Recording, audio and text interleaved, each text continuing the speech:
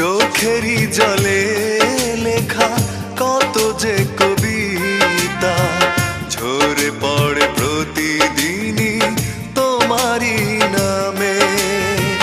চোখেরই জলে লেখা কত যে কবিতা ঝরে পড়ে প্রতিদিনই তোমারই নামে। যেদিন চোখের জল শুকিয়ে যাবে মনে রেখো সেদিন আমার মরণ হবে। চোখেরই জলে লেখা কত যে কবিতা